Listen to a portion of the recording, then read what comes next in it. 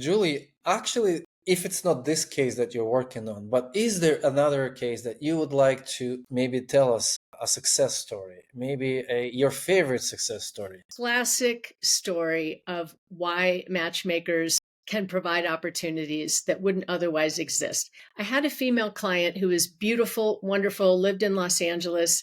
We did a series of introductions together, mostly one date wonders. She wasn't getting to the second date, or she wasn't being invited to the second date. And then it was toward the end of her program. A new gentleman came in, became my client, and we did this consultation. And I pulled up her photo, and he said, "That's it. She's my girl." And I'm thinking, uh-oh, she might not say yes, because she kind of went for tall, dark, and handsome, right? He wasn't exactly tall, dark, and handsome, and he's an incredible guy, a little older than she was thinking. So I went to her and I said, "What do you think?" And she said, "Well, he's not really my type, but thanks for asking. Thanks for keeping me in mind." I said, "I don't think you should pass on this one. I really think you should meet him because he meets your top 3 critical criteria. He thinks you're fantastic. He's already got the wedding planned. He's got the guest list all pulled together." And we laughed. And she said, "Well, I guess there's nothing wrong with seeing him." She goes out on the first date, tells me, "He's not really my guy." He's smitten. He's ready to just pop the question. So I went back to her and I said, "I want you to keep your mind open. And if he extends an invitation, give him a yes." So then I helped him design a second date invitation that she could not refuse. He offered her a ticket to the ballet on a matinee on a Sunday, and she loves the ballet. And he kept trying to hold her hand, and she'd pull her hand away. He'd go in for the kiss and she'd give him the cheek.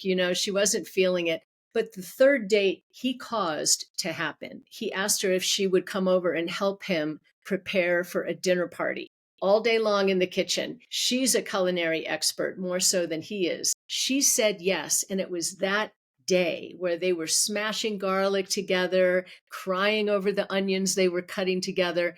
And she looked across the counter at this guy who doesn't look anything like any guy she's ever dated.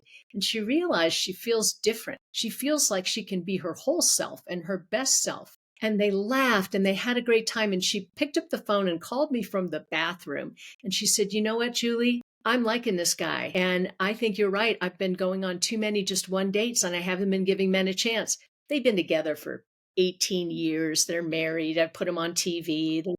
It's a classic story that reveals how we girls can develop attraction over time. And if we're only going out with Clooney types, if we're only going out with the it guy, we're going to miss a lot of opportunities. Those men are spoiled right now, just like the girl who looks like Barbie is typically spoiled with attention, and maybe they don't try so hard. How many times I hear this, and I hope girls are paying attention. I hope the YouTube algorithm is gonna pop it up somewhere so that in the right time for them, so they can understand that story. For all the girls, I think important message, really And I want important to say message. big And thank you for to you, Miss Furman. Big thank you. I have a revelation. We talked about a year ago, and while listening to you, I have flashback to your podcast. So Miss Furman has a podcast, Julie Furman's Cupid Coach podcast, and there are about 200 podcasts on there. Advice, tips, how to improve yourself, self-coaching. It's like boot camp. You matched make me, Miss Furman. You don't know about it, but I listened to your podcast.